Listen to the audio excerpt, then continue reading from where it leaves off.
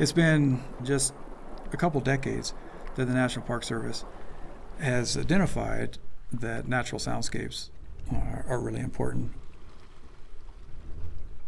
And I think that's a big reason why I was hired to work here at Yellowstone.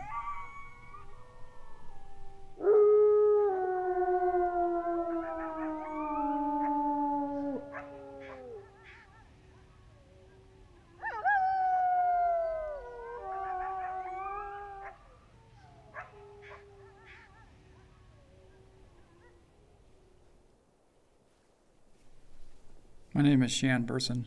I'm a bioacoustic ecologist at Yellowstone National Park.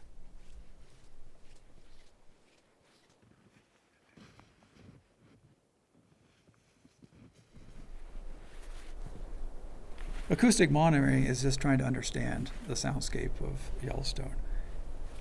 The approach that I'm taking is using automated systems that collect sound levels and digital recordings.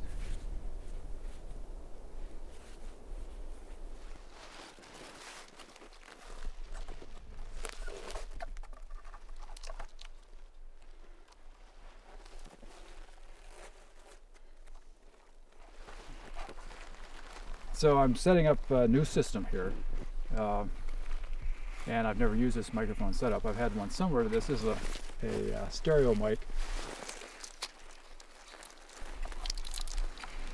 I'll make sure I have the right channel heading north. People have been interested in sounds in parks for decades, but they really came to the forefront probably about 20 years ago, when people started noticing mostly human-made sounds were starting to impact people's experiences, and then there was a concern of what it was doing to wildlife. This is the heart of the system, a digital recorder. Collects MP3s or WAV files depending on what I want, and I'm just going to hook this microphone right into this.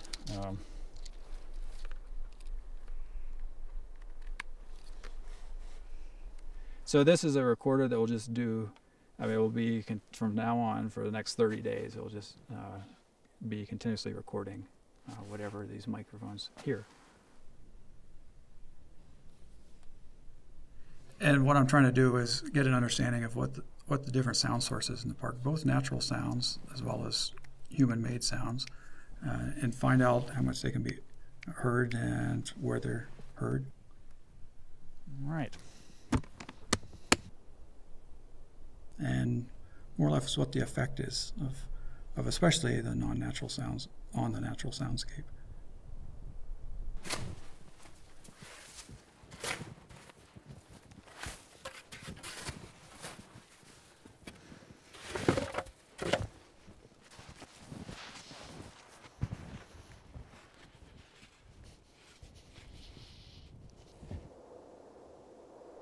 I've heard soundscape defined similarly to a landscape, where a landscape is kind of a view shed, what you can see if you look out over the land, and a soundscape is basically what you could hear if you're in a particular place, a particular time.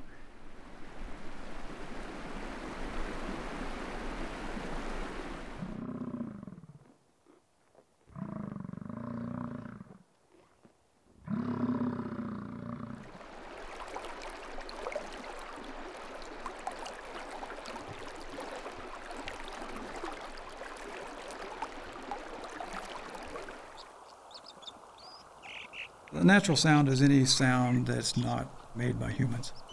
So all animal sounds, biological sounds, insects, birds, mammals, amphibians.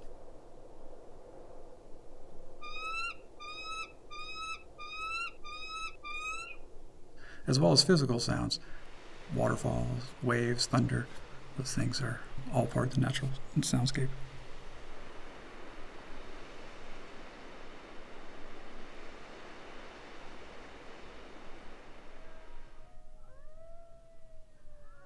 Acoustic ecology is a relatively new and emerging field as we start to recognize the role that sound plays in the survival and reproduction of animals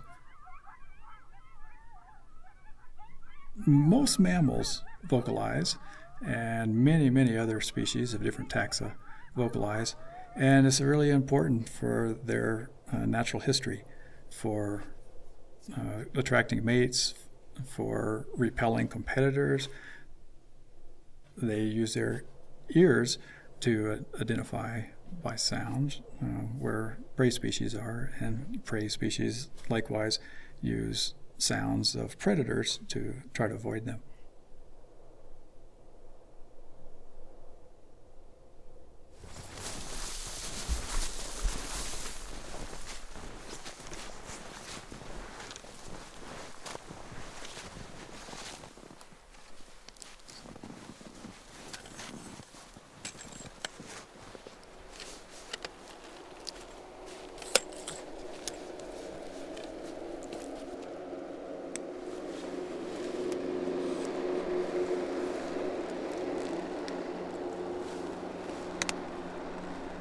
Over snow vehicles are vehicles that transport people on the top of the snow, on the snow surface.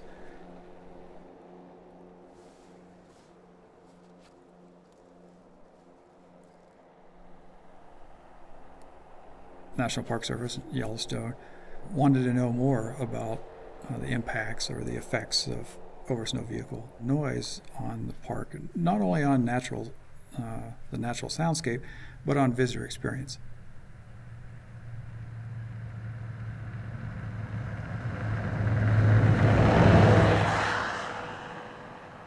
Visitors were starting to complain about non-natural sounds. And if we have a lot of non-natural sounds, human-made sounds, it starts to really restrict what a particular animal can hear, because these motorized sounds or non-natural sounds start masking communication.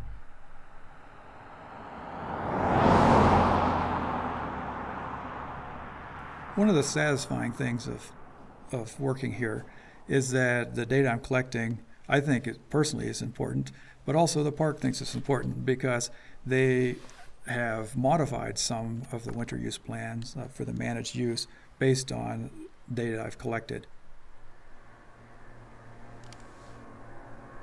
At this point, there's a restriction on the maximum number of over snow vehicles, both snow coaches and snowmobiles, that are allowed in the park each day.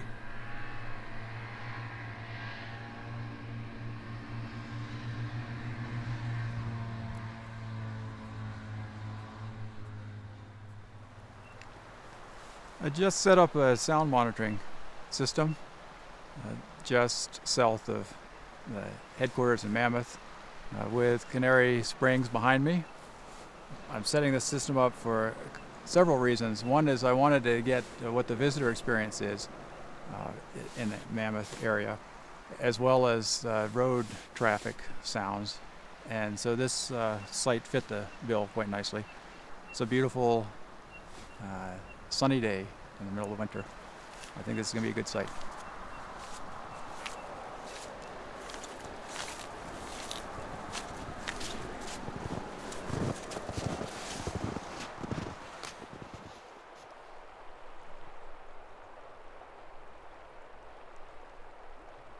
Yeah, I would like to ask visitors to take a short period of time and actually listen, be quiet in a place and still, and listen to the sounds of Yellowstone.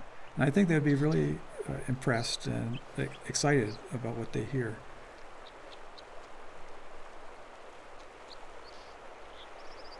Although many people don't come to Yellowstone with the idea that, oh, I can't wait to get there to hear natural sounds, that it makes a big impression on them when they're here.